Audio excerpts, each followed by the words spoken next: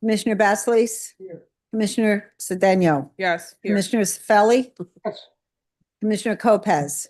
Here. Commissioner O'Day? Here. Commissioner Rodriguez? Commissioner Williams? Chairman Romano? Please Here. stand and pledge allegiance to the flag. I Pledge allegiance to the flag of the United States of America and to the republic for which it stands, one nation under God, indivisible, with liberty and justice for all.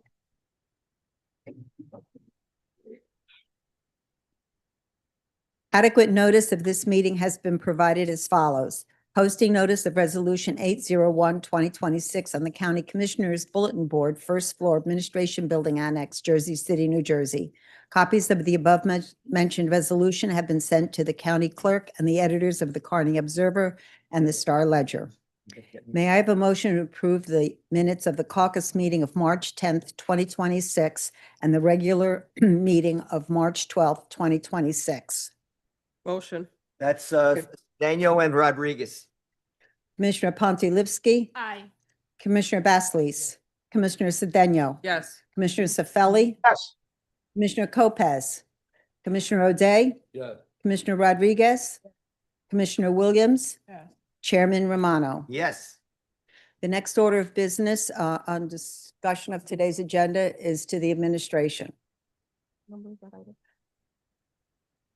Okay. Chairman, we have nothing further. Okay, continue, Madam Clerk. According to the policy set by the Board of County Commissioners, members of the public are asked to limit their comments to 5 minutes when discussing agenda items and 3 minutes at the conclusion of the meeting for persons who submitted a written request to discuss matters of public interest. Prior to the public hearing on the agenda, I'm gonna make a motion on item number 13, award of bid number 7988, improvements at 32nd Street from JFK Boulevard to Gregory Avenue, City of Union City and Weehawken Township. My motion is to add under the resolved by the Board of Commissioners of the County of Hudson, an item that would be marked number 4. And that item would say that all work performed pursuant to this bid shall be done with union labor. I'll second that motion and I also had a conversation with the county administrator who has confirmed that contract will be with union labor, notwithstanding what we heard on Tuesday. So I would second that motion. So Day and Sefeli. Roll call? Roll Yes. call on that one. Commissioner Pontilivski? Aye. Commissioner Basleys? Commissioner Cedeno? Yes. Commissioner Sefeli? Yes. Commissioner Lopez? Commissioner O'Day? Yes. Commissioner Rodriguez? Commissioner Williams? Chairman Romano? Yes, I just want to make a comment, and I hope this gets right back to labor, that this was an effort by all the commissioners on this board in conjunction with the county executive to ensure that labor was going to be included in this item. And also ensures that the cities that are involved get the necessary work done in the time frame that is needed. So I'm just glad to say that this was, all the commissioners were concerned, either calling me or I'm calling them. And also the county executive was very concerned in his office. So we get that done, and thanks that it's passing. And then just for the record, the purpose of that language is to ensure that all work is defined, not only work performed by a GC, but performed by any sub who's performing work. So just to make that clear, it's all work pursuant to it. So the record's clear. Thank you. Good. Continue, Madam Clerk. At this time, the public may address the board on any item on the agenda only. Please keep your comments limited to 5 minutes. Are there any speakers on the agenda item only? Mr. Bloomberg. Good afternoon, Mark Bloomberg. There are 2 items that I'd like to raise concerns about. The first is item 20 regarding installation of automated license plate reader cameras in Weehawken. As you know, I've spoken here before, concerns about these cameras and how they can be used for immigration enforcement. So I'd like to ask what type of due diligence you've done with Weehawken to determine who the vendor is. And having spoken to many law enforcement, I fully understand that there's a process in place if a request is made for data. But the way a lot of these systems are designed is that external parties can just make their own requests. You can be law enforcement in Illinois or in Texas, and you just go into the database and you basically just put a request in because all of this information is sitting out on a cloud. So in the interest of saving time, because there's another item I'd also like to talk about, I would really ask you to just table this for now and do more research to really understand what you're doing here and if it's in line with everything that the county has been discussing in regard to ICE and immigration. The second item is number 24, which is transfer of title for 1811 Patterson Plank Road. I believe that there's incorrect information on the resolution. This is essentially tied to an MOU from 2014 related to the Braddock Park diversion. It's questionable whether that MOU is even in place. Assuming that it is, it's very outdated. But the resolution states that that a diversion is no longer needed, and that is incorrect. While North Bergen has withdrawn their plans for a permanent school and a permanent diversion, the DEP still requires that a diversion application is filed for the temporary historical diversion that took place. So essentially, for having occupied the land for non-recreational purposes for 24 years. Now, as part of the application, one of the things that the DEP could potentially enforce is asking for replacement property. Even though it's no longer being used for school going forward, the ratio of land that is required actually changes. There's 3 times as much that's actually asked for in this. If the permanent diversion had gone through, it would have been a 5-to-1 ratio on it. So you're giving away land right here, but the issue is not fully resolved. So, and I'd further note that this whole diversion application, it is Hudson County's responsibility to file this application, not North Bergen's. What the county has done historically is they deferred to North Bergen and they said, hey, you guys are the ones that want this school, you guys fill it out.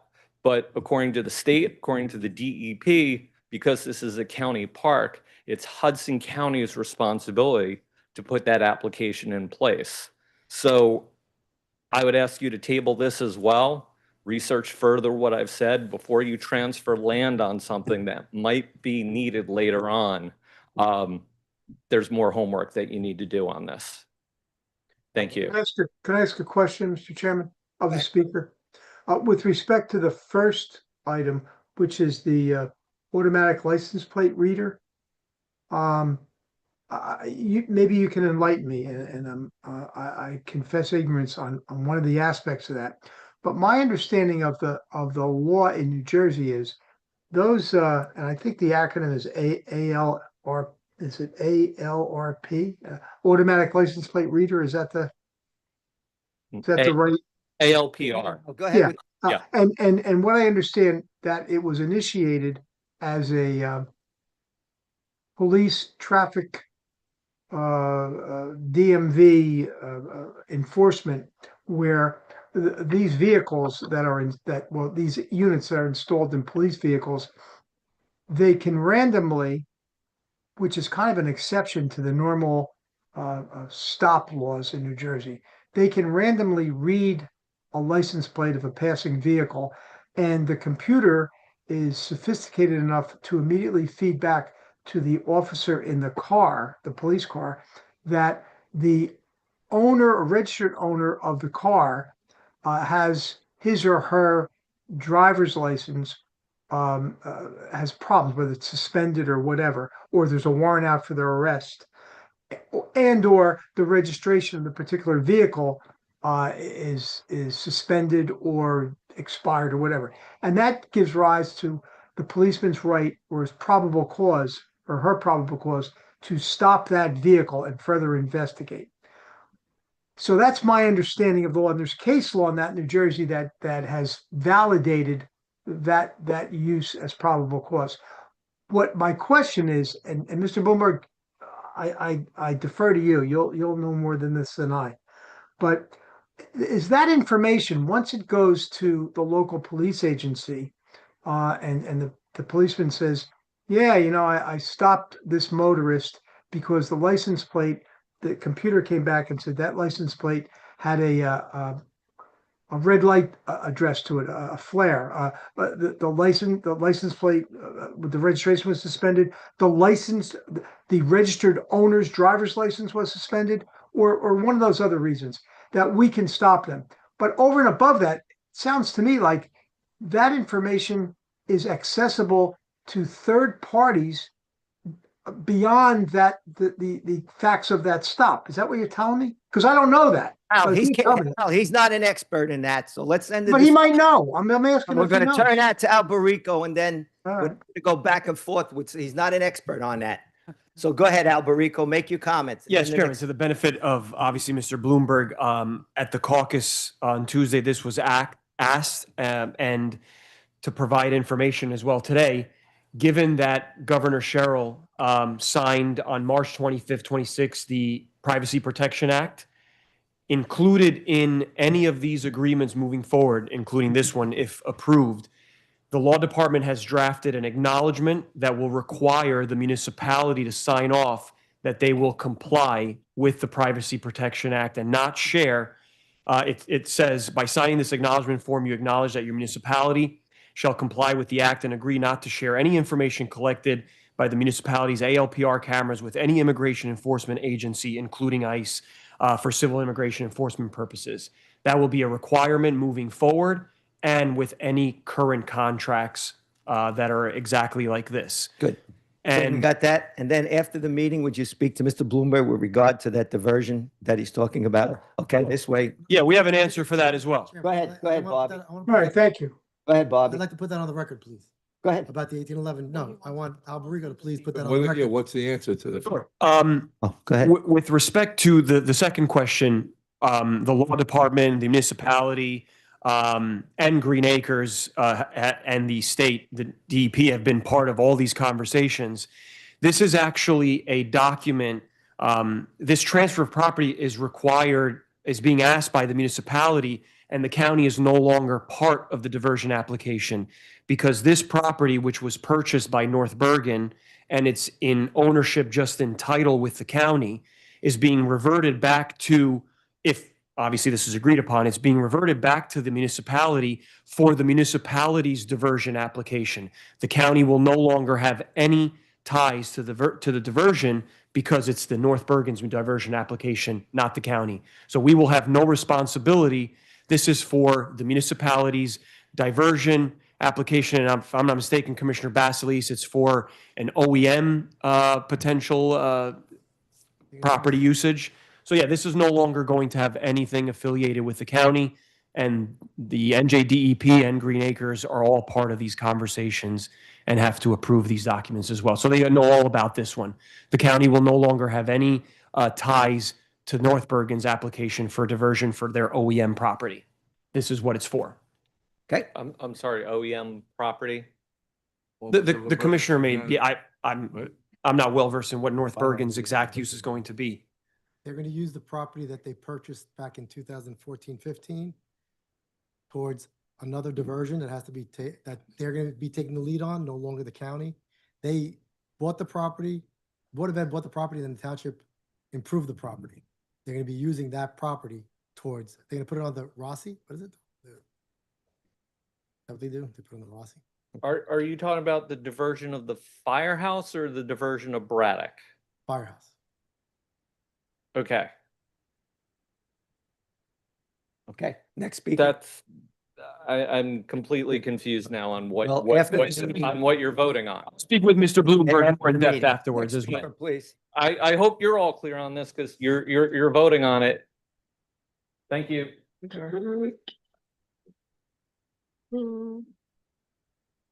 All right. Hello, commissioners. My name is Courtney Walker. I have two items to talk about as well. The first is the one Mr. Bloomberg brought up on the automatic license plate readers. I know that there was a recent state law passed which has certain privacy protections in New Jersey, but this law has two really important loopholes in it. One in particular, which is related to automatic license plate readers. So the law allowed in the Privacy Protection Act, the bill, as advocates read it, allowed New Jersey to share license plate reader data with out-of-state and federal agencies for any criminal investigation without a judicial warrant. Reproductive health care, gender affirming health care, and immigration services are all legal in New Jersey, but they're crimes in other states.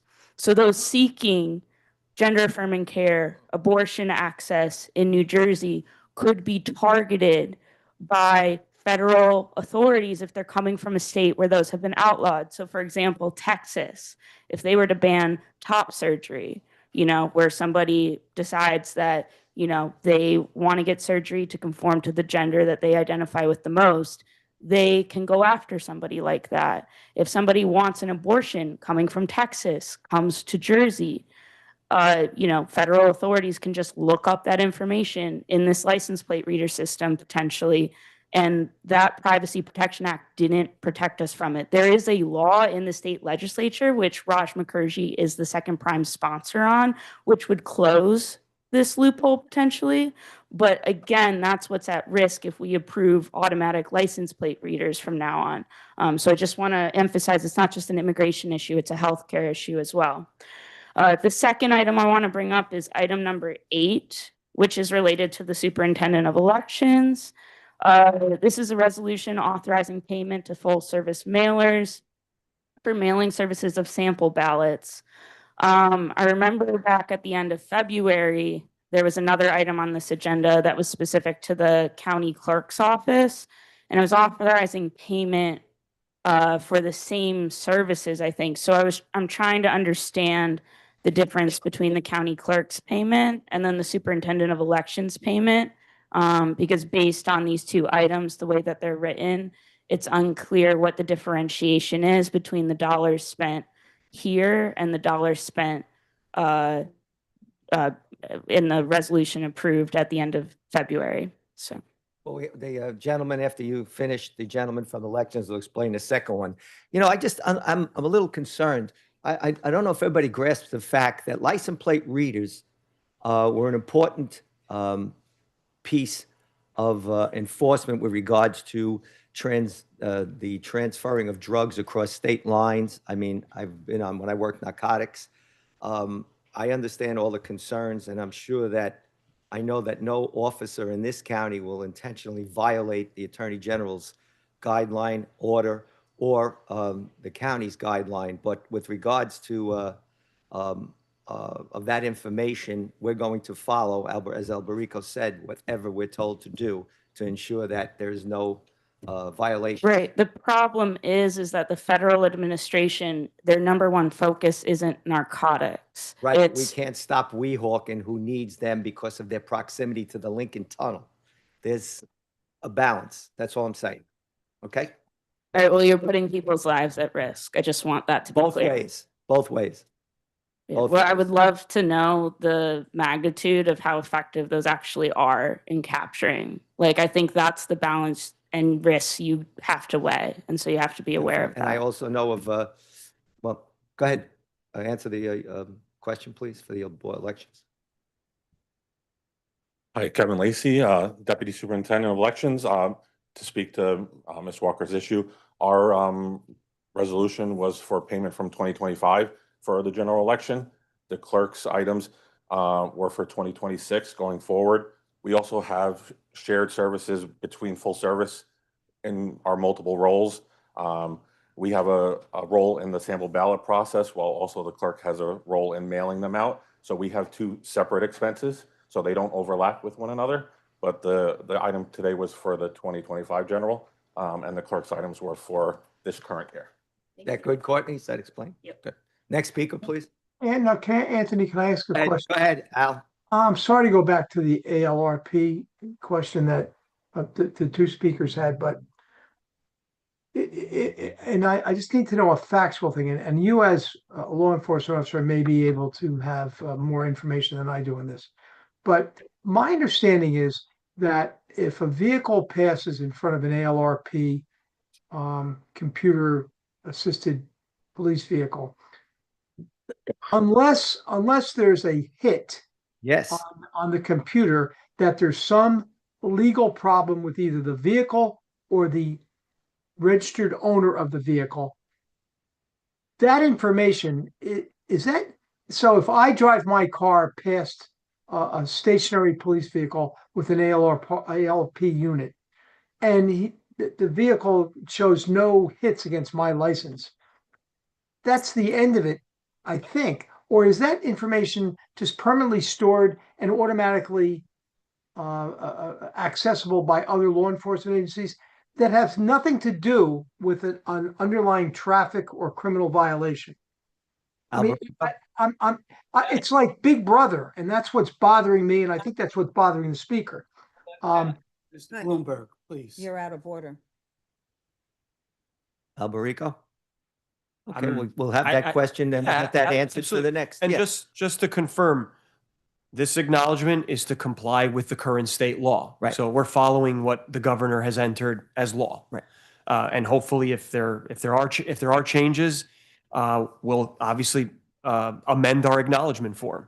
But my experience, as Al said, when you come across, unless it comes across as a hit, the vehicle just keeps going. I No, there's no can't stop. speak intelligently on the topic No. without doing some research. Good. We'll have that please have it for the speaker. Information stored for 30 days, yes or no? Can anyone answer that question here?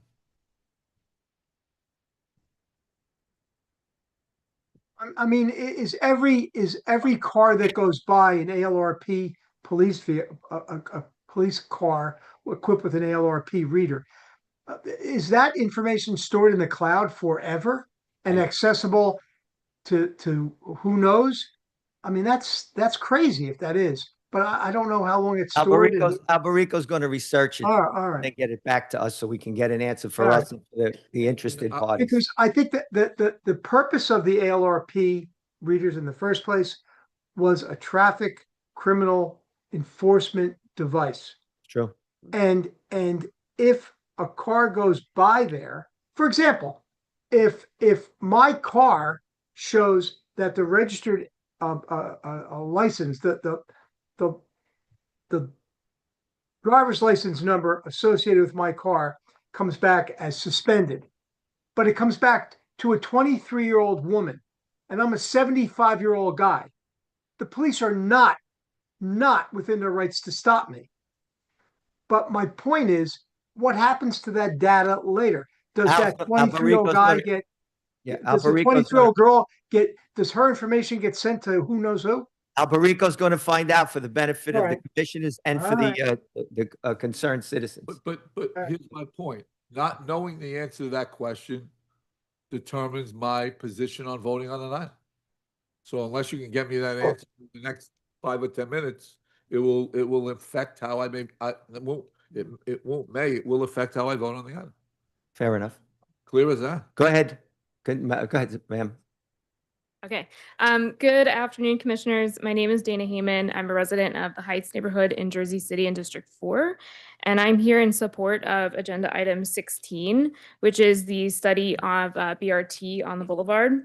My primary modes of transportation are walking, biking, or taking the bus, and the Heights, as I'm sure you're all aware, does not have any mass transit options. I know this study may not go all the way to the Heights, but it still would be a huge benefit for folks like me that do rely on the bus. Planning around the bus is incredibly stressful. For example, I had to bike here because it was either going to be 2 minutes, which I was going to miss, or it was going to be a 35-minute wait for the next bus thereafter at the same stop. I've joked to my friends that after moving to New Jersey, I'm either going to be 20 minutes early or I'm going to be 20 minutes late based on the bus. BRT, like I said, would be huge for us and for me, the thousands of people like me that rely on the bus.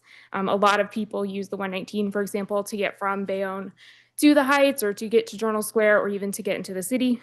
And BRT means that the bus won't get stuck in the same traffic that it does today. So for example, I was waiting for the bus a few months ago. This was, depths of January, it was 20 degrees outside, and I had to watch as the bus waited behind a car that was parallel parking on JFK before, and I'm just sitting there freezing, watching this all play out.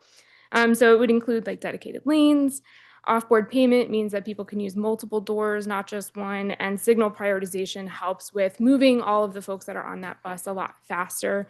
For example, a bus can hold, basically 50 times the number of people that are in an individual passenger vehicle. So all of these improvements encourage folks to use the bus more often. Huge benefits for folks that use it to get to work. They can take a job if they have reliable transit. Also huge improvements for the environment. Buses are a lot cleaner, better air for all of us to breathe. So yeah, I hope that you vote in favor of this study. And I do ask that you include the Heights going forward in any future plans for BRT on the Boulevard, because I think it would be a really great improvement for us. Thank you. Yeah, I mean, that would Thank probably you. become a phase 2 of a study. And Please. that's, just so you know, too, that's a high priority for both this legislative branch and the executive branch to ensure that. Go ahead, Francesca. Hi, Commissioners. How are you? I just want to clarify that the study is going to cover the entirety of Kennedy Boulevard Oh, and Jersey good. City into the Heights. Thank you, Francesca. Thank you. For those of you who don't know, Francesca's the Vision Zero guru. Okay, Are there Madam any Clerk. other speakers on the agenda items only? Seeing none, may I have a motion Hold to? on, hold Hold on. on. Since county council couldn't get us the information, from Chat GPT, law enforcement, police, government typically stored 30 days or more. Many departments keep data around 30 to 90 days. Some states or agencies may retain 1 to 5 years. So I think what Bill's referring to I is would get the sanctioned if I use ALRP. ChatGPT as an attorney. well, I understand that, but if No, you're but not, it's a source of information. if you're not willing to carry an item to do legal research, I'm limited to what information I can get in three. I said I'll gladly do the research. Absolutely. Then Well, I'm gonna let's table the resolution then, I'm gonna make a motion to carry the resolution to the next. meeting. and I'll second that. So there's a motion and a second to table the resolution. Roll call. Not to table it, carry it, so it'll Commissioner- be on the next agenda. Commissioner Aponte Lipsky, I'm sorry, what resolution? 24, the license plate reading one. carry it over or to? Commissioner, there's a motion to carry that resolution to the next meeting. Yes. Your vote is yes? Yes. Yes. Commissioner Basleys, Alberico, question. The research that you did do on this, I know we spoke about it in the resource committee. We had come up with some solution. You feel that we still have to do some more legal background on it? On which one? The cameras one we're talking about? Yeah, we weren't asked to call upon research. This is just their permission to install. They're not our cameras. Right. So instead, we went above and added this acknowledgement. So obviously, I'll do now what I'm being asked for the first time to do. And the acknowledgement that you mentioned was clarified by a speaker today with information that I was not aware of when you made the original explanation on Tuesday. And that's no critique of you.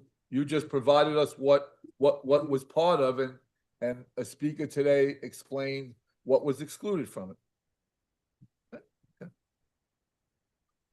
Commissioner Basleys, I'm gonna vote. Yes is for adjourn it? Yes, no, Carry carry it. to the next meeting. Yeah, we'll carry one more. Just for the next. You're a yes? Commissioner Cedeno, Yes. Commissioner Sefeli, Yes. Commissioner Lopez, Commissioner O'Day, Yes. Commissioner Rodriguez,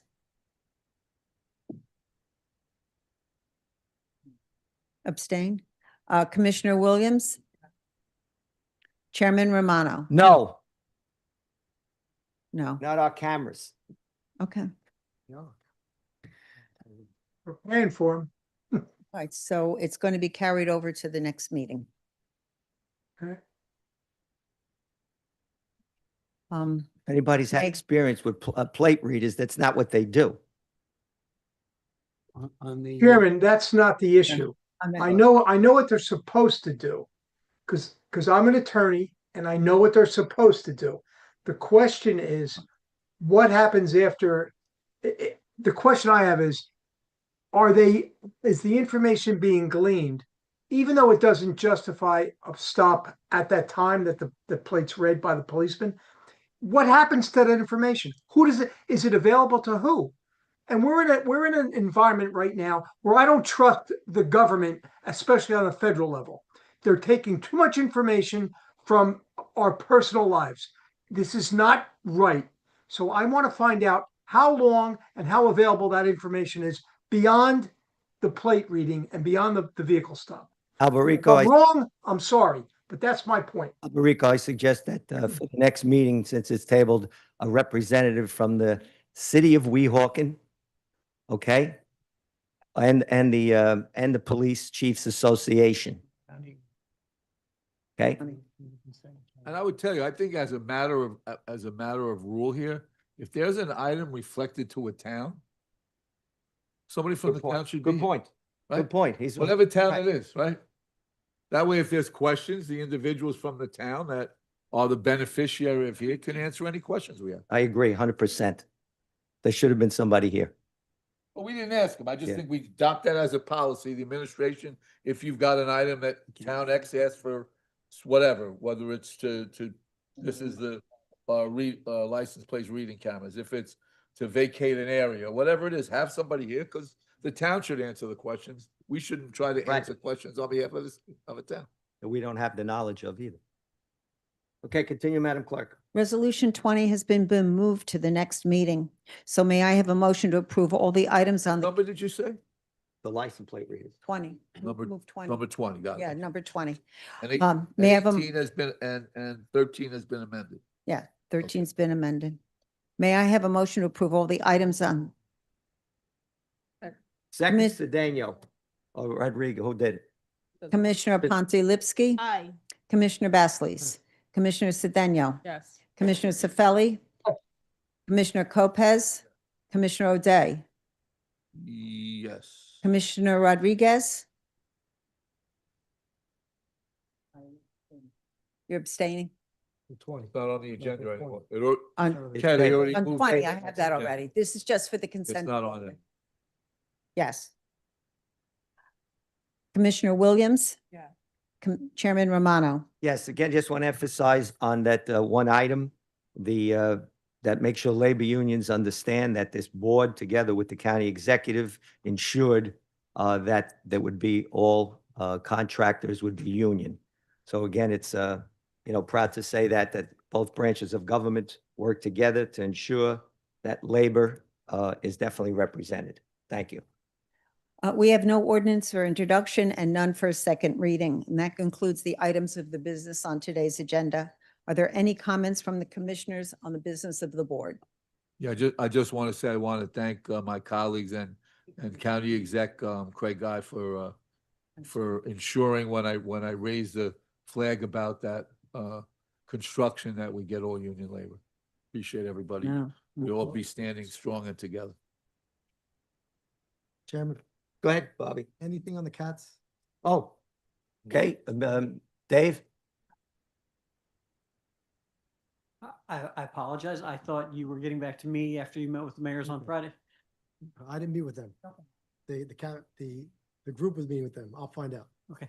And also, can you follow up, Dave, with the head of the sheriff's union with that question that we brought up? Okay. Thank you. Are there any comments from the chief of staff, the county executive? Patty? Craig is on. Craig, anything? No, thank you. Okay.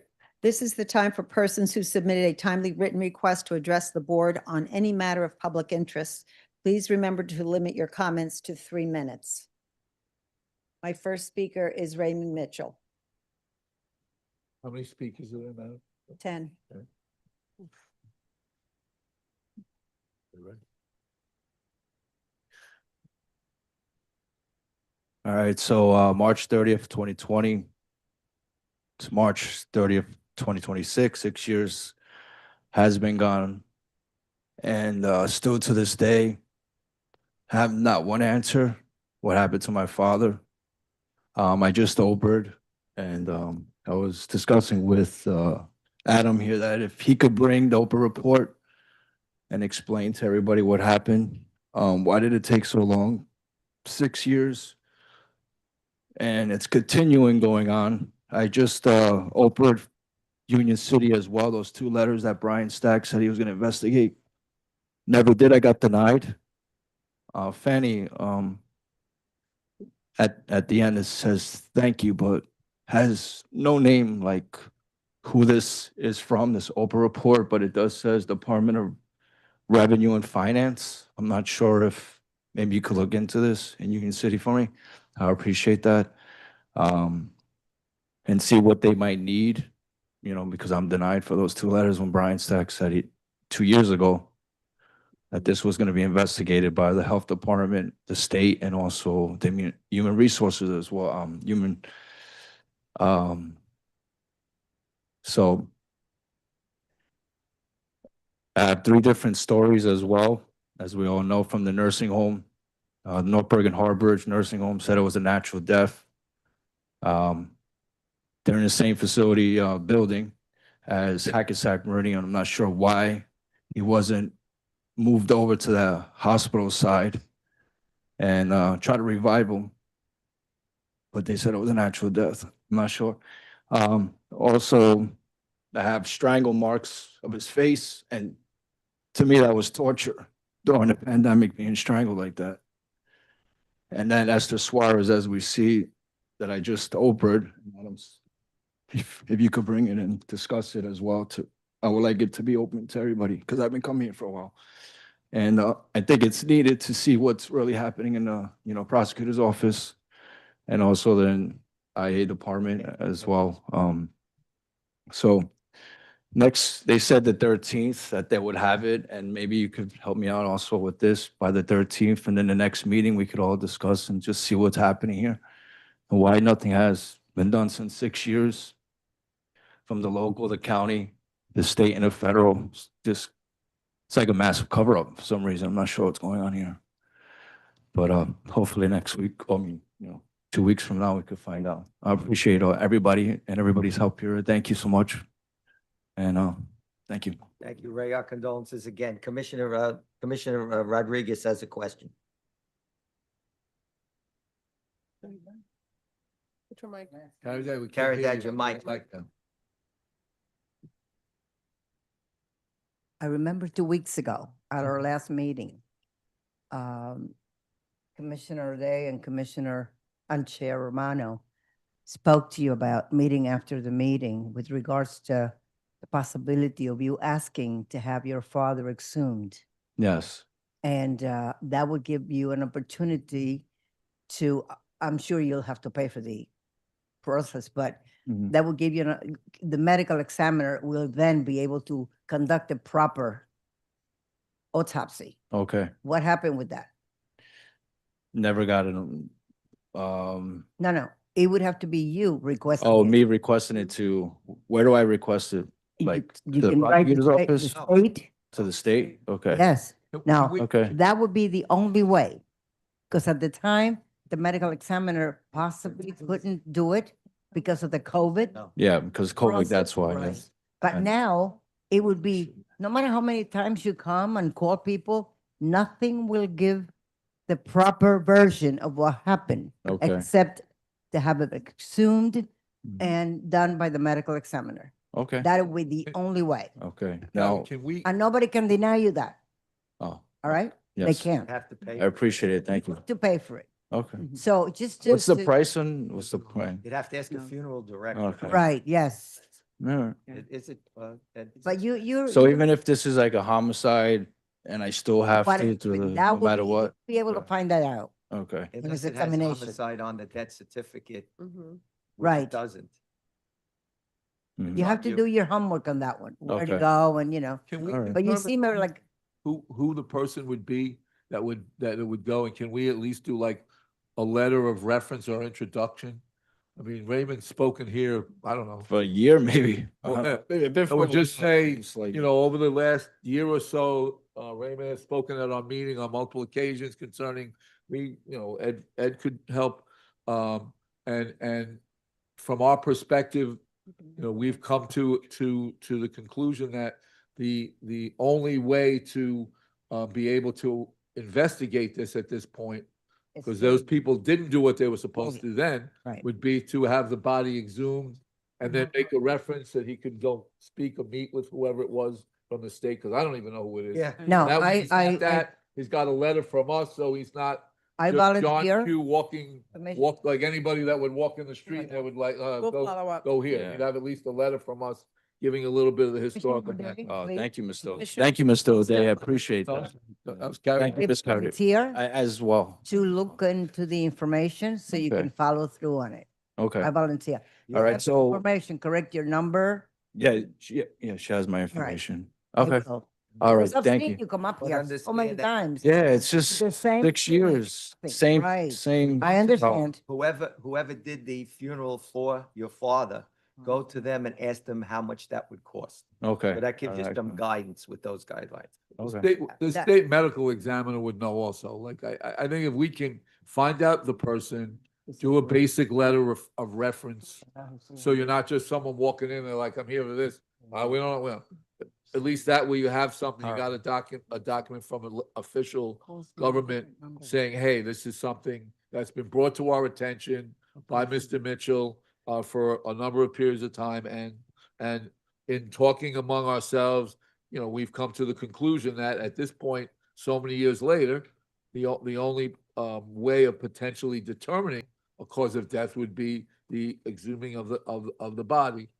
Can you please assist Mr. Mitchell, et cetera, et cetera, et cetera? And then whatever, you're gonna come back, it's gonna cost so much money that it's not feasible to do, and then. So how did Esther Suarez No, do me a favor, determine that it was Use COVID? your time now, enough. Chairman. You gotta do. Next Chairman, Mr. speaker. Mitchell, Yeah, I don't. Mr. Mitchell will sit in this chair right here, next to Luz, give her his home address and a good phone number. And with the assistance of Commissioner Rodriguez, we will enable the process to be undertaken for which you would be financially responsible. Right, yeah, we can't bear that. Okay. Right? Next But Daria- give her your home address and a good phone number. speaker. The next speaker is Dario Gutierrez. That's Adam. Dario, Dario Gutierrez. Ariel, Gutierrez. not here. Paul Cunningham, Paul. Next. Courtney Walker. Courtney. You're up. All right. Hello, commissioners. My name is Courtney Walker, and I'm a resident of Jersey City. I'm here today to address some concerns with the Hudson County Sheriff's Department. First, on the topic of Oprah requests. On March 4th last month, I requested any documented encounters with ICE the Sheriff's Office had on file since January 1st, 2026. These records would include any reports or emails made in compliance with Executive Order Number 8, signed on January 29th by County Executive Craig Guy. Leading up to that request, I had extensive conversations with this board and Alberico on if those records would exist and how to properly request those records. On March 20th, the Sheriff's Office responded saying they needed another week to complete the request, and on March 27th, they said no records existed. This is incredibly confusing to me because, as we've discussed before, this board multiple times, we know for a fact that there should be at least 2 reports. The first from February 6th, when an ICE agent entered the county courthouse, which multiple Hudson County electeds responded to. The second should be from a phone call I made to Alberico on March 2nd, where I reported a potential ICE sighting also by the county courthouse. That second report turned out to be someone confusing a large sheriff's presence for ICE activity, but a report still should have been generated from that call. The second concern I have with the Sheriff's Office originated from that potential ICE sighting on March 2nd, when myself and other rapid responders went to the county courthouse to try and verify if ICE was present. we observed a vehicle that raised concerns. The vehicle was a green Jeep and had a sign displayed on the grill of the front, on the dashboard reading Official Business Office of the Hudson County Sheriff. The vehicle also displayed a Jack Chitterelli sign on the front grille and a Donald Trump bumper sticker on the rear. I fully support freedom of speech and expression. However, political messaging appearing alongside signage indicating that the vehicle was conducting official business for the sheriff's office is concerning to me. So my questions for the county are the following. Do any records exist related to these two reports of ICE activity on county property? Are there county policies governing the display of political messaging on vehicles which are marked for official county business? Would this green Jeep have been a vehicle potentially authorized for official use by the sheriff's office? If it's not an official vehicle, why is there a sign that says official business office of the Hudson County Sheriff permitted or needed on privately owned vehicles? Thank you. Alberico? You want me to handle it, or Jeremy, Here too, whichever? between the two of you. Reference to the, Who is this guy? But identify yourself for the. sorry, Jeremy Sullivan, Sheriff's, Hudson County Sheriff's Office. As far as the first incident where the ICE agent showed up, there is no record that exists that is subject to Oprah. So that won't be released. There was an internal memo that memorialized that incident. As far as the second one where you reported it, there was no discovery of any ICE agents, therefore no report was generated. Okay. From The question though, can I ask a Go ahead, question? This goes back to my comments at Tuesday's caucus about the incident where at the administration building, I think, where the response to the Oprah request may have been, it's not subject to Oprah because there was no, the only written, there was a written report, but it was internal, and an internal report's not subject to Oprah. That's what the explanation I got. Is that correct? Is that the county's position or sheriff's office position?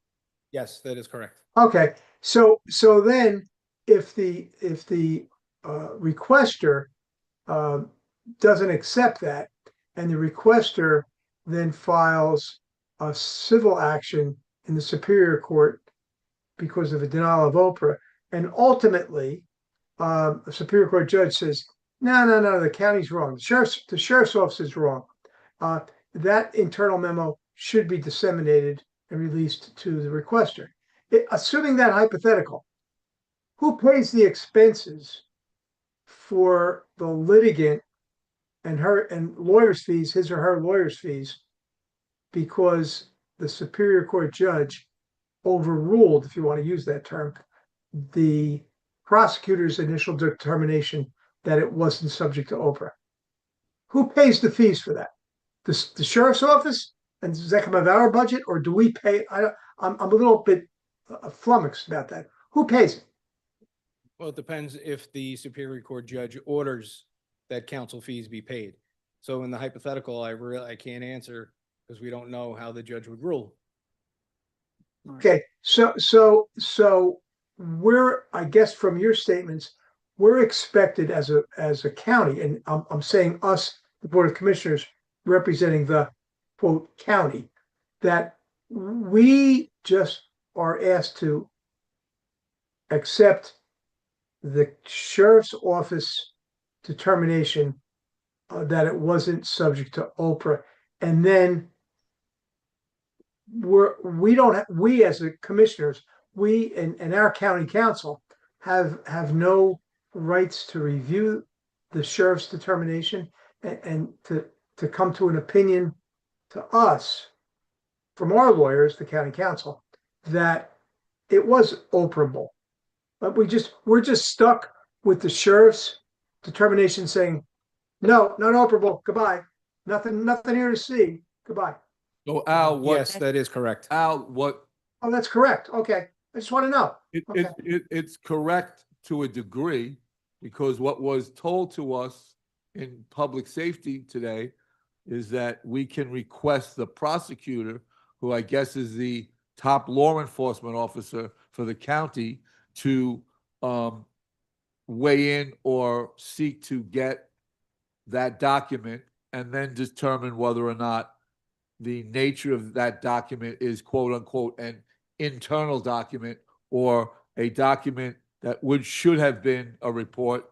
Because if it looks like a report and it reads like a report and you call it an internal document, it's still a report. That is the course of action. And then beyond that, to ask the Attorney General.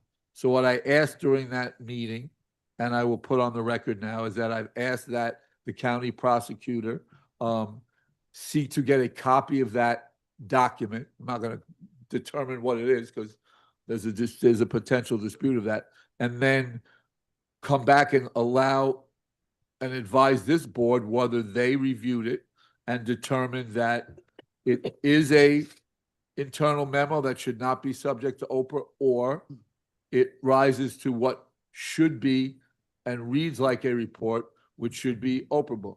If the county prosecutor comes back and says, well, we're not going to do that, then I will write a letter to the Attorney General of the state of New Jersey requesting that they do the same. Right. So what I understand from your inquiries, Bill, is that there's another box to be checked. And that other box is the Hudson County Prosecutor's Office needs to review the sheriff's determination as to whether the report that Ms. Walker's looking for is operable or not. Right, because what we were told. I just want a quick clarification. I asked for 2 reports, and maybe the second one I worded my Oprah request incorrectly for, but I was asking for the report from the phone call I made to see that document. So I just want to clear it up, like if the first report can't be seen by the public for XYZ reasons, that's one thing. But there is a second report that I was under the impression that I should be able to view from the phone call I made. So if I'm curious, But Ms. Walker, I'm sorry to turn, but that second report is from a report that you made. Yes, I. Oh, and I don't understand why you can't get that report. You made it. So I agree with you. I'm more concerned about. We're not going to banter back and forth with the discussion with the speaker.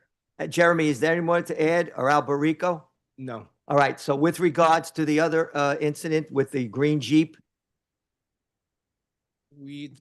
Sheriff Davis has not issued any official business placards to any sheriff's officers. I see them all the time. I saw them in my neighborhood when I was on a walk. If I could finish my statement. Okay.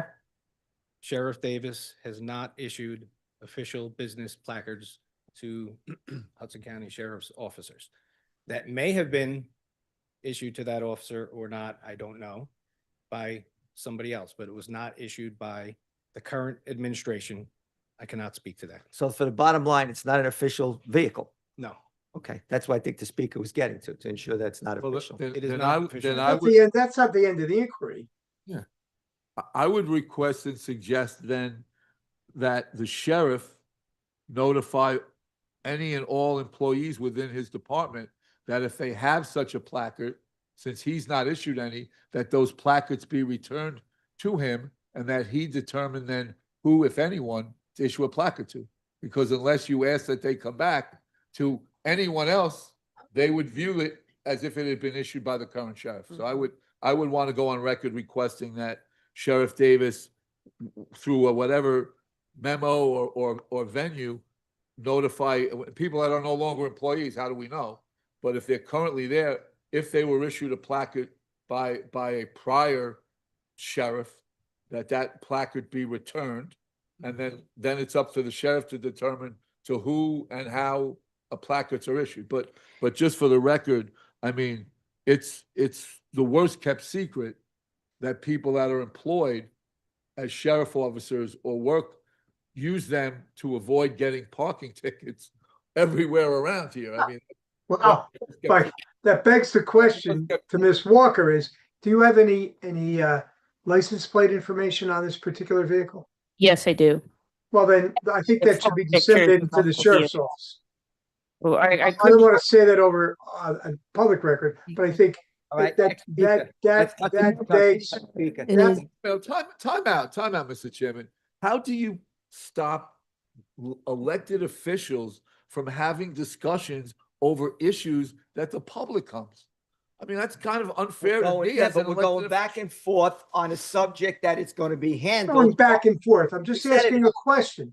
Right, but Jeremy has stated that he's going to investigate the license plate And- and and- pass Did not along say Bill's that. I'm request. sorry. No, I didn't hear that. Here, What I'm Joe. asking is, does Ms. Walker have specific information with respect to this license plate that I don't expect her to disseminate that in public, but Right. share it with Jeremy, and then let Jeremy come back and say that license plate, it belongs to the county, it belongs to this person, and then we can go on. This is an Did you inquiry. already send Because an if that's email? happening, I sent an that's a email to problem. Alberico If and he that's said that my happening, questions were HR related, so that's why I'm raising them here Right, because the but you did send the defense- email already with the information. Not to Jeremy, to Alberico, and one other question, if no placards have been issued, then does that mean that if I see a vehicle in my neighborhood with this placard, that vehicle is in violation? Good question. I'm not a lawyer. I received the email, sent it to Jeremy, and told Courtney that it's a matter that has to be looked into. And the placard was a placard of Hudson County Sheriff Shalari. Okay. So everything was sent to Jeremy, and Jeremy has looked into it. So, and I said that I said that to you in writing. I don't think that Jeremy has looked into it, but I didn't realize that it had gone that far. But thank you for the feedback loop on that. But yeah, if it's an issue that it like, why? Yeah, Time out. I'll take time out, but it. Let's go. Okay. the next, I have a question. Go ahead. Had if the license plate number was provided to Jeremy, did you ascertain whether that was a vehicle owned by the county or whether that was a private vehicle? It is not an official county vehicle, no. Did you ascertain who the owner of that vehicle is? Yes. Did you what are ask? you doing about that? Did you ascertain whether that individual is currently an employee of the county sheriff? That I won't disclose now. Well, and if they We'll look into it, but I won't disclose it here. if they are or aren't, based on what we spoke about earlier, would you be requesting that that placard and others be turned in?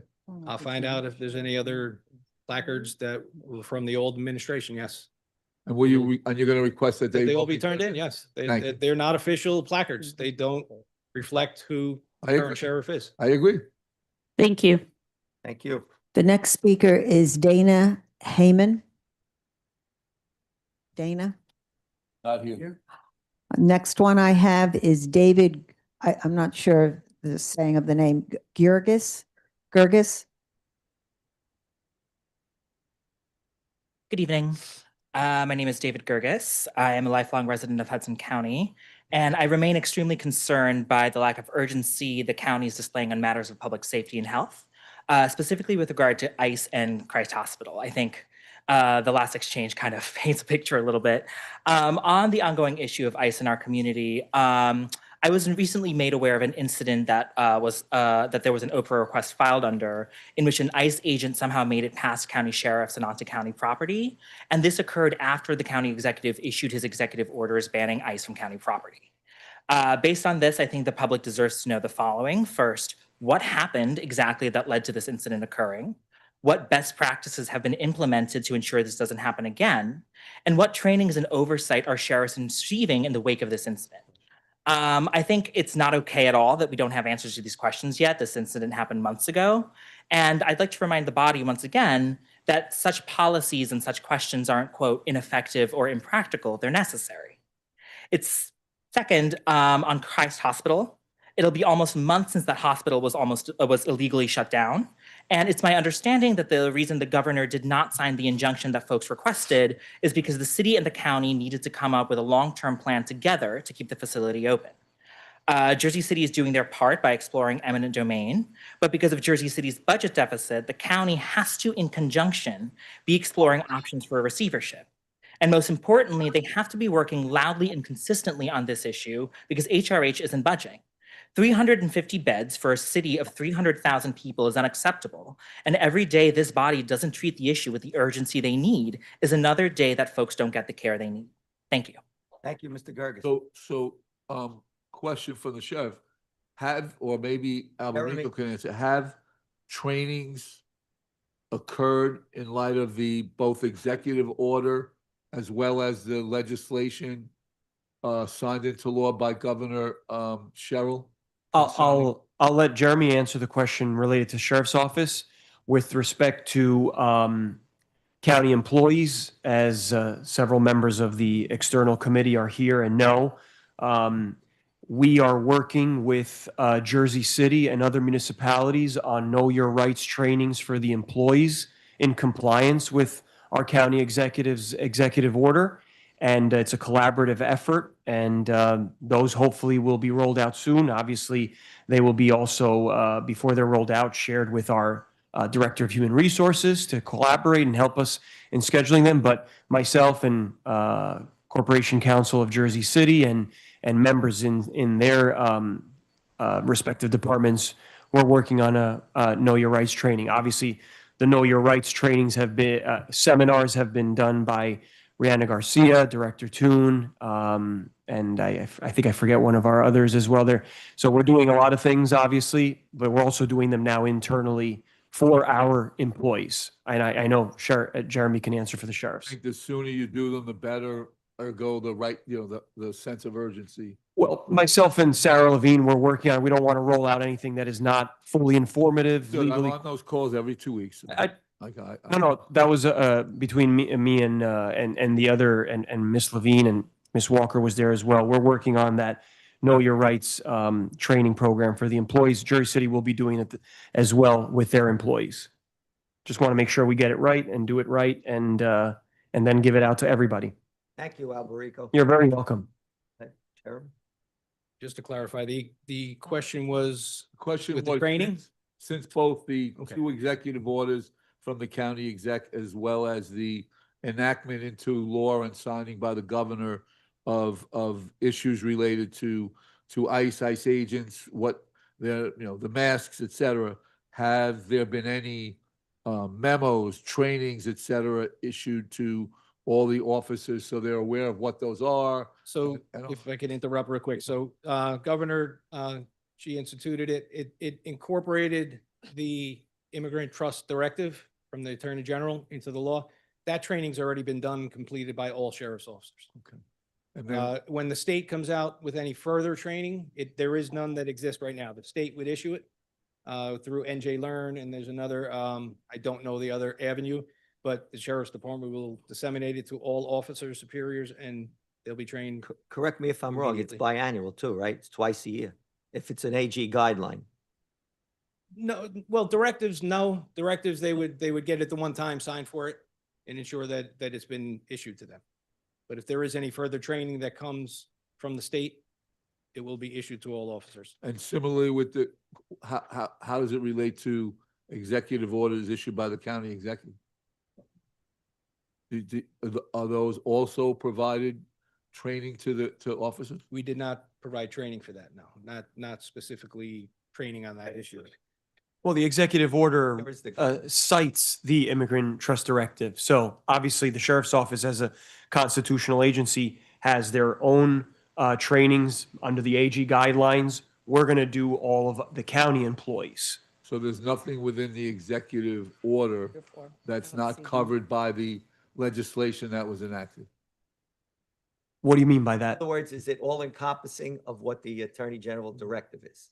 Yes. And That- is there any add to that is not in the Attorney General's directive that the county executive? Of course not, but the county employees that are not in the sheriff's office are going to be trained as non-law enforcement officers, and what we as county employees in our respective departments, law department, board of commissioners, we're going to be trained on what we can and cannot do pursuant to all the relevant laws in New Jersey, our county executive's executive order, so that if, God forbid, a ICE agent comes into a a county building in one of our respective departments, our employees, our colleagues, all of us, we will all know what to do, what we can and cannot do. And that's what we are working in collaboration with other municipalities, because we're all going to be rolling it out when it's ready. And if I could just clarify, just for the benefit of all commissioners, the public who's here, I did 26 years as a local police officer, Chairman Romano as well, many here in the audience, all the current sheriff's officers.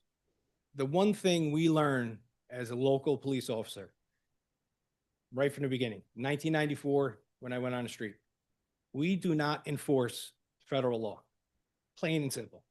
I showed up when I was on a walking beat where it was an active crime scene. There were undocumented people when Republicans and Democrats were removing them from our country. I was told, very simply, we don't enforce federal law. Likewise. So I think there needs to be some trust here that our local police departments, the sheriff's office knows that we do not enforce federal immigration law. I think that needed to be said because it just keeps coming up, and either folks trust that or they don't. You make a decision, yes or no. There is no in between. And I think it needs to be put out there and it needs to be understood, and you make your decision from there. Also, Jeremy, with reference to Mr. Gerges' request about reports, I mean, not to be repetitive, but would you state with regards to that report again for Mr. Gerges? He had a question about this incident that occurred in the courthouse about the report. Yeah, as it was documented as an internal memo. Yeah, Okay, again, Mr. the sheriff makes a decision. If the county prosecutor wants to come in and second guess that decision, that is welcome. Okay. The sheriff will hide behind nothing.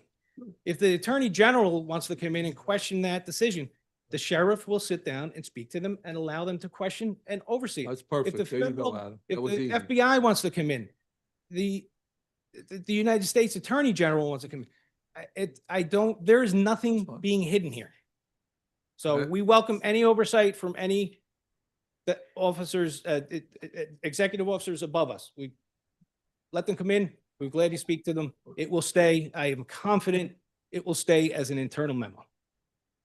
Next speaker. It's easy, Adam. Michael Elling. They're ready, willing, and able to sit down and Next go over the speaker. document. Well, he's Michael Elling. I do. Good afternoon, Michael Elling from West New York.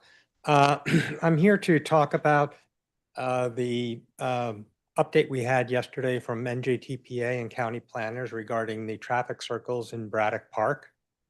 I support the design. However, the design does not include bike lanes. The planners said that they left space for it because it's not part of the scope or the funding. Separately, there were suggestions from commenters that designs that would make Braddock Park more cycling and micromobility friendly, like Lincoln Park, Central Park, and Prospect Park. You all know how successful those plans have been. They don't exist in Braddock Park. Braddock Park is basically an expressway, very unfriendly to people, dogs, children, and cyclists. The planner said that they were working on a Vision 2050 for this, to which one of the participants responded, "We'll be gone or dead by then." At the same time, we all know about River Road Bike Lane. We all supported it, but it clearly showed that there's very little bicycle infrastructure or bike lanes in North Hudson. We have lots of them in Hoboken and Jersey City. We have nothing in North Hudson. We really need to think about a return on investment by investing in North Hudson, because that's called network effects. And that's how we're going to reduce the number of cars that flow north and south throughout county from Bergen to south and then back north. So I hope you all take that into account as we work on current projects like the one in the park, Boulevard East. We must think about pedestrian and bicycle safety first and foremost. We also have to think about economies, and we have to get more out of less. not less out of more, the way we're doing it. Thank you very much. Thank you. Also, if you'd like to introduce yourself after the meeting to Francesca, she's with Vision Zero, and we encourage you to go to your municipal council meetings. So, so we were meeting with Mayor Series on Boulevard East. Good. And he said, it's the county doing it.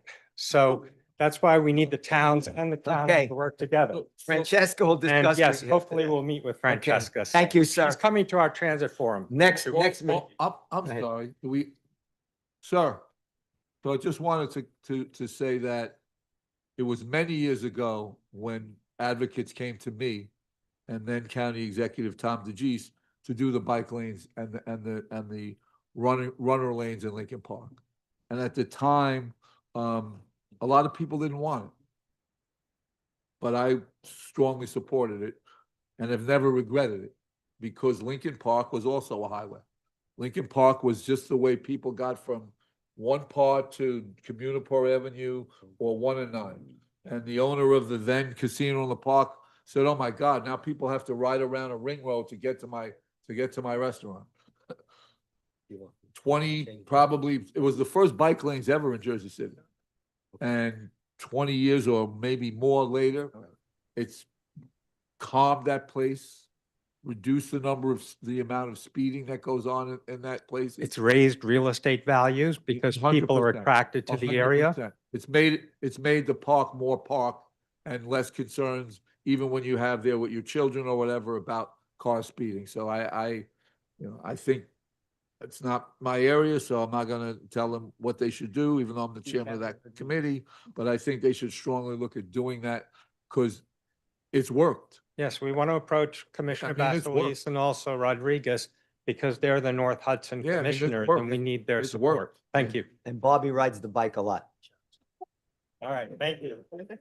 Well, I- Mayor Series does too, only he does it in Florida because he thinks it's too dangerous. It's too dangerous in his own town. Ooh. Okay. Okay, the next speaker is Adara Sharada, Sridhar. Hey, good evening, everyone. My name is Aditya. I live in Ogden Avenue, Jersey City Heights. First, I wanted to voice my strong support for Resolution 16, bus rapid transit. I had to bike here, same issue as the other person. You know, buses, it takes a while for them to get here. I'm also here tonight for 3 small pedestrian safety fixes on Congress Street and Patterson Plank Road intersection. I sent an email to everyone right before this as well. So the 3 things I'm asking for is a crosswalk on the south side of Patterson Plank Road and Congress Street. Right now, there's only one crosswalk, and it makes it challenging. The other one is a no turn on red sign on top of the traffic signal on Patterson Plank Road. Right now, it is 3 car spaces behind the line, and it is on the sidewalk behind, you know, if a truck is parked next to it, you can't see it. I wanted to, first of all, thanks Chairman Person Romano here. When I first called your office about this, I got an immediate response of support. And I also want to be straightforward. You know, Commissioner Pontielipski, I believe you're my commissioner, but I reached out to you and I have not heard back and would love to work with you on this to make this happen. I'm not a planner or traffic engineer. I'm just a resident. I just took some pictures. I've sent it as to what I'd like to see. I'd love to work with anybody in the county to actually make this like a finished design that meets whatever requirements. It really matters to, you know, if you stand in that crosswalk, there's hundreds of people crossing to that light rail stop and takes the elevator. I recently became a father and I have to like take a stroller around those intersections, and I realized there's actually no place, enough place for if there's 2 people with strollers or even 10 people standing that sidewalk, there's like no place in that intersection. So I have to kind of stay in the street while cars are turning. So it's a real safety issue that I think would make a huge difference. These are very, very low effort changes. It's just like, you know, painting some crosswalks, maybe bumping out a curb or so extension. So yeah, I would really appreciate it. I do have a printout of the pictures that I sent you all. I don't know if that's useful. To the clerk. You give it to the clerk. Okay, awesome. Yeah, thank you so much. Appreciate No, it. thank you, and I'm sure we'll work. Fanny and I will definitely work with Uriah to you know, listen to your things. Great, thank you. Next speaker is Mark Bloomberg. Mark. How was that not out of order? What's the list? Did you just say, you explained, right? No, I said Mark. Oh, okay. I thought I heard another word. I'm sorry. I said Mark, I I said think he's Mark. excited. I said, I well, think he's excited to hear what Mark has to say. I hope. I'm excited to hear what I have to say as well. So, Very sorry. And the clock has started, so I'm going to begin. ahead, Mark. Returning to Braddock Park and the diversion, I think it's important to note that there were two properties involved, and while we've always focused on the park, there's also the firehouse on 43rd Street. So I think I may have erred earlier when I was talking about Patterson Plank, because that was resolving the firehouse for Patterson Plank Road. So that's on me. However, it still means that what I was talking about earlier, as far as the diversion at Braddock Park, that's still in play. So as far as what's going on, 15 of the 17 trailers are gone at this point, which is good. However, as of this morning, North Bergen is still using that area for non-recreational purposes. I was there this morning and they were using the parking lot as a staging area for a massive pile of mulch. There were 3 dump trucks there and a backhoe that were on site before 8 a.m. It was pretty loud and annoying for people who were just walking around the pond trying to enjoy the morning. I'd add to that North Bergen still owes the county over $100,000 in back rent. This is money that was supposed to go towards funding of open spaces. If North Bergen isn't going to pay, the county should either pass a resolution to rescind open space money that was previously allocated to North Bergen or stop providing funding in the future. Lastly, even though the preschool is gone, as I said earlier, DEP regulations still require a diversion application for the historical diversion of the land. It's just a matter of the requirements aren't providing 5 times as much land for what was diverted.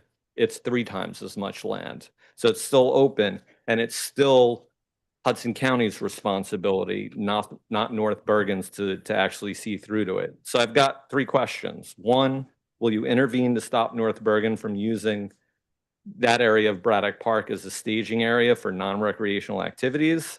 2nd, will you introduce a resolution to get the back rent paid or funding rescinded? And lastly, will the county file a diversion application on this? Barico? I actually take pleasure. We have tons of conversations, myself and Mark. Not lately. Well, you haven't called me lately. I've been emailing. I've been emailing and haven't gotten responses. I'm sorry, but No, I don't like to give response. response. I don't like to give responses without doing my due diligence. So this on. is still, huh? This is still a matter that has been under negotiations between counsel for North Bergen, our department, our hired outside counsel. So this is still, all these are matters that are still being discussed. Again, just like I said before, with the DEP and Green Acres all involved. Those other questions, those are not questions for me to answer. Those go above me. But all I know is that the like you said, 15 of those trailers are gone. The last 2 are the subject of the final ongoing negotiations between the attorneys and obviously the parties, more importantly. And again, that's all I can say on that. That's still being discussed, and we have weekly calls, as I keep reiterating. And eventually, I'm sure they'll come to a resolution. Is that answer? I had 3 questions. I can go back to them because as Alberico said, they don't all apply to him. But there's the case that there is back rent that is owed, and that is open space funding. Only the legal department. No, what I'm asking the commissioners is, until that gets resolved, will you introduce a resolution to get the money, to get an equivalent amount of money that is back so that it can be applied to other projects, or will you put something in place to stop them from getting money going forward? Because right now North Bergen is doing nothing, and by doing nothing, that's what they've done for the last 20 years. And so, they're essentially by eminent domain have taken over that area of the park, and the county is doing nothing about it, other than saying, we're waiting, we're waiting, we're waiting. They've left 2 trailers there. Yes, that you meet with Commissioner You know, I'd Bassett. like to Go make- ahead. Go ahead. I sit here a lot of times and I listen. But that's unfair because I am the county. And when I'm in these negotiations, I am negotiating in the best interests of my residents and my constituents and the people that use the park. So it's unfair. We have many conversations. We're meeting tomorrow with a group of people at the park to satisfy some of your wants. I don't think it's fair that you come here all the time and point fingers. We're here to work together on something. And if you want us to North Bergen to pay $100,000, I'm going to argue that point because they're my taxpayers. Okay, they are taxpayers, and I. And what you're doing is not in the best interest of county Look, we're not residents. gonna go- You're time doing out. what's in the Time best out. interest We're of not North going back and Bergen forth. Township. Speaker's time is up. I'm You gonna speak, continue. Commissioner, you speak, So, and then I'm saying, that's it. I'm North Bergen, I just said county. I didn't say only North Bergen, but at the end of the day, it would affect North Bergen's taxpayers. At the end of the day, I understand what you're looking to do. We are meeting tomorrow for that purpose. You sent me a text message this morning, making sure I was still going to be there. I'm going to be there. So we'll discuss it. We can come up with a bunch of different plans. It's a very large park. We will come up with some plans. The mulch, my understanding that mulch pile that's there is used in all that in the area. So I will find out for you what the mulch is there for, but it's been put there for, I'm not sure how long, but I think they use it in the areas to divert some of the flooding that happens in that area. But I will defer to North Bergen. I'll find out from them, and then I will get back to you tomorrow night. Okay, thank you. Thank you. My last speaker is Liam Acosta. Yeah, before you do that too, also, after discussion with Commissioner Rodriguez and with Commissioner Cedeno, we want to support the other members on this board. We'll change our vote with regards to the cameras to a no, You're all no? to yes, rather, To yes. to support. Yes to carry. Yes. On the motion to carry to the next. Next Yes, meeting. with support, Everybody is yes. Rodriguez and myself, so You it's got it. unanimous vote by this board. Okay. My last speaker is Liam Acosta. I don't see that he's here. There being no further business to come. I want before one the- comment before anybody leaves. I just want to thank the Hudson County Sheriff's Offices for the outstanding job that you do day in and day out with many difficult responsibilities. And I know in my heart that you will protect all the people in this county, no matter what their status is. So thank you for the job that you do, as well as the prosecutor's office and the corrections day in and day out. Motion to adjourn. Whoa, whoa, whoa, whoa, whoa. Oh, go ahead, Billy. Go ahead. Relax. Kenny, you were ready. We're ready. Dave mentioned earlier about Christ Hospital. We did a resolution allowing us to do an investigation into what happened with the closing. I would ask Chairman that you name myself, your writer, and one other member to a committee to start that process. I'll be on it. All right. Okay, there you go. Hey, that's perfect. Because we used to represent it unless the Absolutely. Fanny is up there, either one. But we'll do our first meeting. We'll schedule a date for that. Chairman, you motion to close the meeting. Is there a second? Lopez, he gets that honor. Okay. I'll second. All in favor? Aye. Opposed? Meeting adjourned.